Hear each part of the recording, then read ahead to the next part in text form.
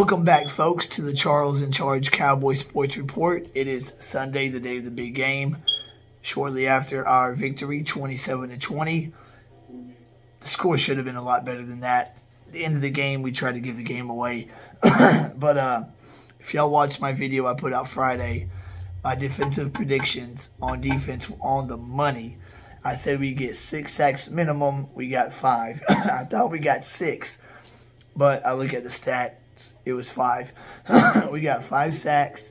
We got 4 takeaways. And one of them was a strip sack, scoop and score. I said we get 6 sacks, 4 takeaways, a defensive touchdown. And I got all that just about right, except I was 1 sack short.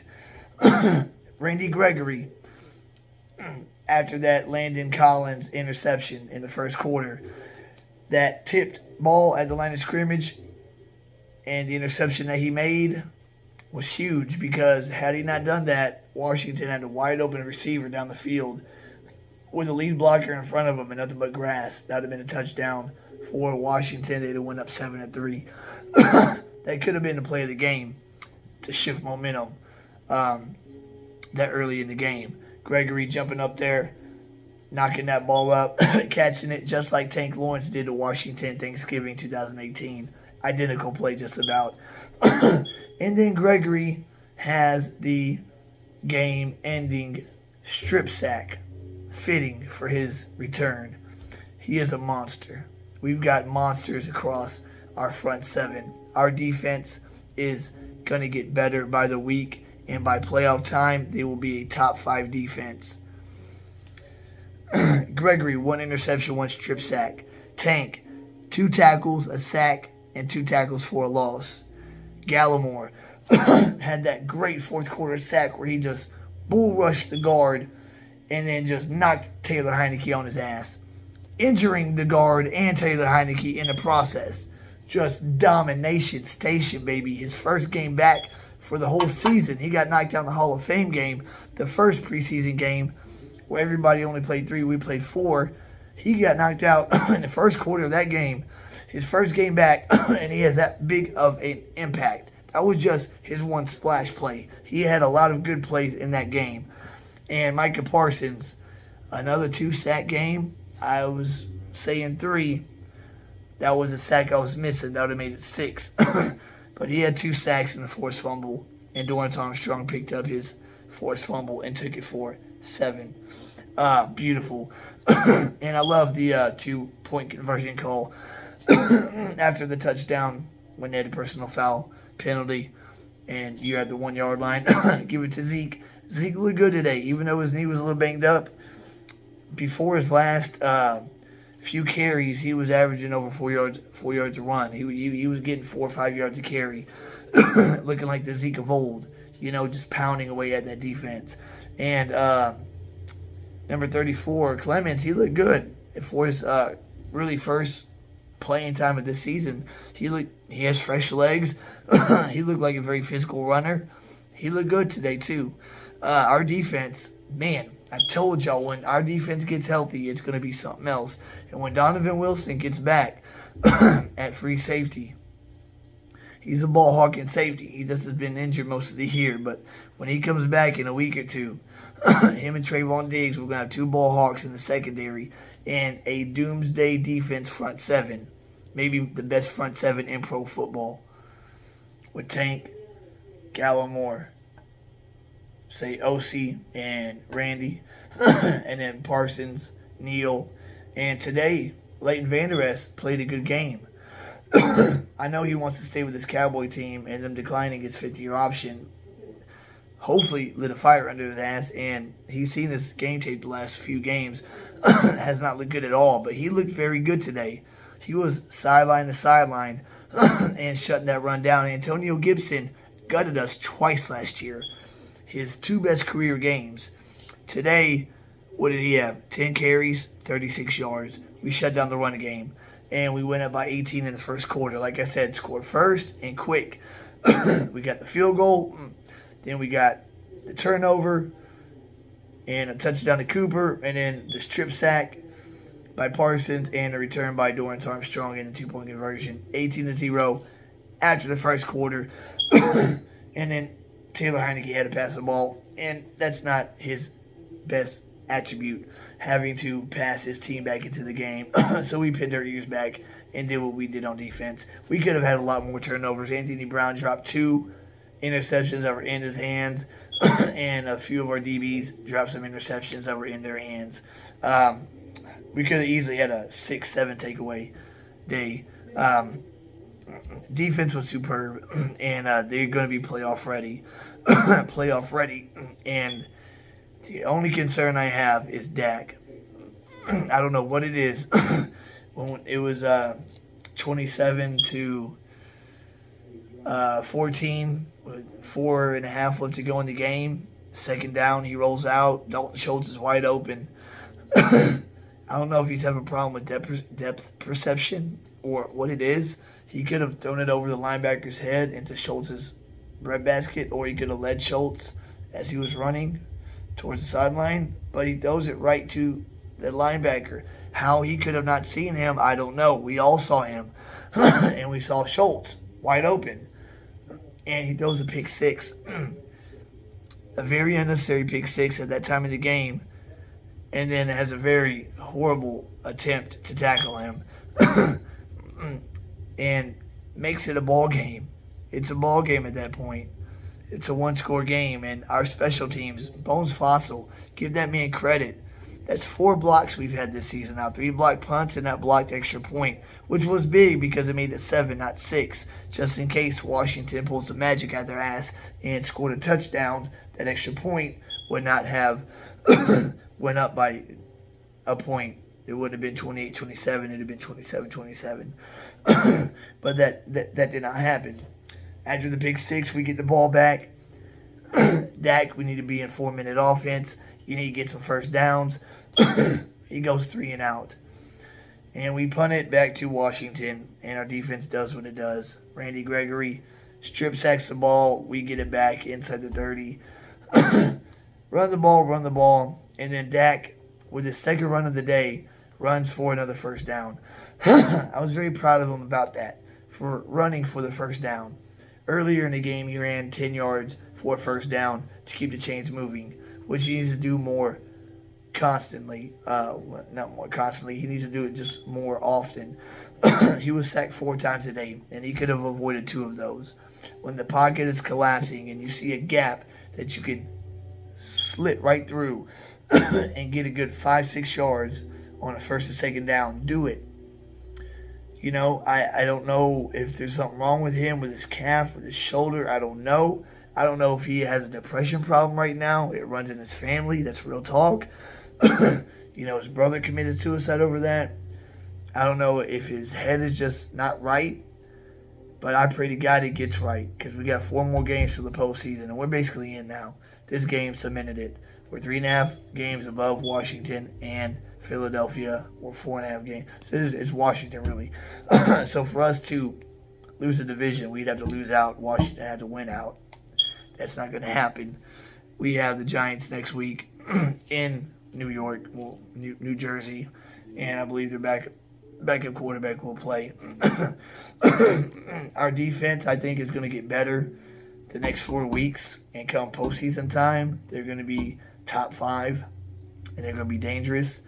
And in these next 4 games, we need Dak to really get back on the saddle like he was earlier this season. Reading the defenses like he was, checking in and out of plays, making the throws on the money like he was, like against, I mean, he threw for 465 against a Belichick coach defense. They haven't lost since that game that we beat them in overtime. And Dak just tore them up through the air. And that's no easy feat. So he's shown us that he's capable of doing that against Tampa in week 1 when he didn't have any reps with the first team offense in training camp or the preseason. He goes in and plays like he had been playing all last year and all season, and had a great game and damn near beat Brady if they convert that 3rd and 6 late in the game, or if Diggs intercepts that ball, that errant throw by Brady on the game-winning drive. he had all three of his top receivers. He even had said he had all four of his receivers. Cooper, Gallup, Lamb, and Cedric Wilson, and Dalton Schultz. Just didn't have Tony Pollard. I give Zeke credit, man. He's a warrior. Banged up knee. He was still gashing him 5-6 yards a carry. He ended up with like 3.8 yard average. Towards the end of the game, he hit a brick wall a few times, so that made the average go down. I believe Tony Pollard will be good to go this next week. Clement looked good. I would sit Zeke against the Giants.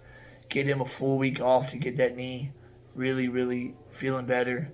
And then have him ready to go when the Giants come back in, when the Redskins come back into town. I'm going to call them the Redskins. Hell, the football team, they're the Redskins. They've been the Redskins since the 1930s. But they said they wanted Dallas, and they got it. And our defense came in there and showed up and showed out, baby. All of the guys that returned, man, from last week and this week, Tank, Randy, and Gallimore, all three showed out and made big plays to make differences in the game. Parsons has 12 sacks. The rookie record is Javon Curse, 14.5.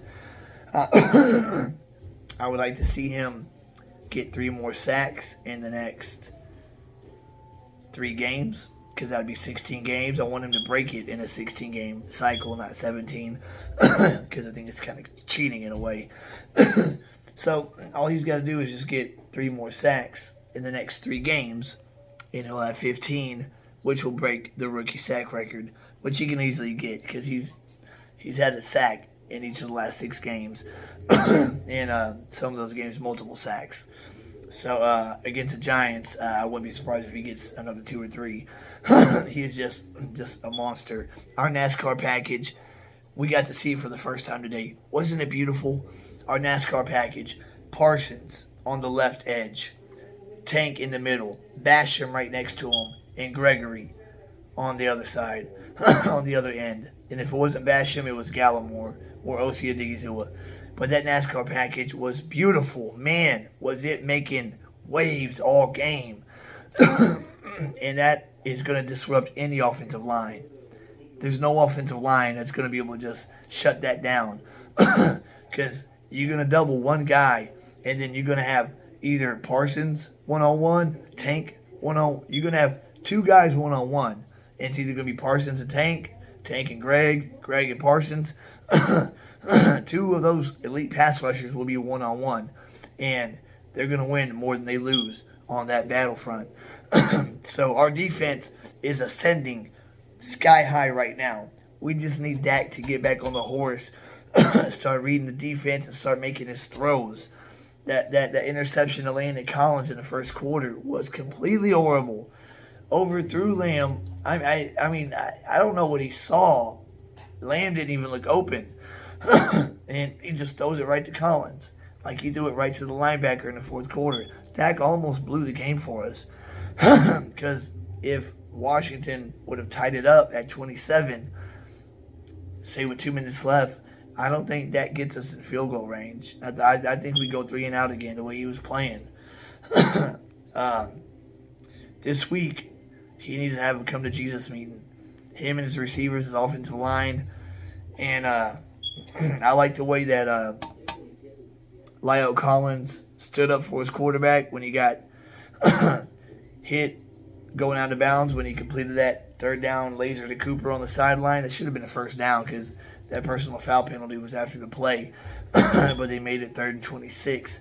But that was a good passing catch, and I liked how he defended his quarterback. Unlike last year, they didn't do that. When Andy Dalton just got helmet-to-helmet hit in the Redskins game, all the linemen just stood around and looked at him. There was no heart. We have heart this year. But if number 4 isn't playing at a top level, we're not going to go far in the postseason. So the next 4 games, it's very critical that he gets back on the saddle and progresses the next 4 games. And by week 18, he looks like the Dak from weeks 1 to 7. Very, very important. That's real talk. But other than that, our next game will be at the Giants. I'll have a video here in a day or 2 about that. But enjoy this victory. We're 9-4. We basically just stamped our our playoff ticket. And last time I saw it was 10-14. Buffalo's down by 2 touchdowns. They had just ran one in with Josh Allen. Hopefully they can upset Tampa, make a comeback. All we need is Tampa to lose 1, Green Bay to lose 1, and Arizona to lose 1. If they all lose just 1 game for the rest of the season, and we can handle our business and win out, we can get that 1 seed by tiebreaker because we only have 1 conference loss. Our other 3 losses are AFC losses. So root for anybody who's playing against Green Bay, Tampa Bay, and Arizona for the rest of the season, and that we beat the Giants, Washington, Arizona, and Philly to end the season with a 5-game winning streak, 6-game winning streak, because that would be with the Saints, yeah. So Giants, Washington, yeah, that'd be a 6-game winning streak, and that'd be fitting because we had a 6-game winning streak to start the season after week 1. It'd be fitting to have one to end the season. 6-game winning streak, have a little lull, 3 out of 4 loss, and then win 6 in a row to end the season on a high note. And I'm pretty sure Dak will get back on the saddle. He'll look at the tape. Him and Kellen will get back on it and, just practice. Even after practice, just continue to throw routes with his receivers. Just get on perfect timing. But that's all for today. I told y'all on defense, mark my words, that video I had Friday, I said we were going to have 6 sacks and 4 takeaways and a defensive touchdown. I just thought Trayvon Diggs was going to have that defensive touchdown, not Armstrong. But hey, give it to Armstrong. He picked it up and high-stepped it to the end zone, baby. And Gregory, Tank, Parsons, baby. Boy, we got that 70s Doomsday defense is back. And this defense is better than the 2018 defense that we had when Leighton Vander Esch and Jalen Smith were the 2 beast linebackers, and we have Byron Jones. Well, now we got Trayvon Diggs, who can take away a receiver pretty much, but the difference is he can take the ball away. Byron Jones can never intercept the ball like Trayvon Diggs can. So I'm excited to see what we do the last 4 games. This could wind up being the special season we thought it would. Every season has its ups and downs, but our front 7 looks like the Giants' 07 front 7 when they beat the undefeated Patriots in the Super Bowl. If you get pressure on the quarterback and you stop the run, you can beat anybody, especially if your offense can start clicking with all the damn weapons that we have. We have a plethora of weapons on offense. So get that, Kellen Moore and Dak, get that shit fixed. And then if our offense starts to click and our defense is what it is, we're going to be the toughest team in the NFC to beat. Guarantee that. That's it for this episode of Charles in Charge Cowboy Sports Report. Sorry, I get confused sometimes. I have a painting company, Charles in Charge Painting Services. So I decided to name this Charles in Charge Cowboy Sports Report. But please subscribe. Please like. All those good things. Share, guys. That means a lot. Every subscriber counts. And I'll see y'all on the flip side, guys. Enjoy this win. Have a good day tomorrow. Victory Monday. And we'll go from here. Charles in Charge is out.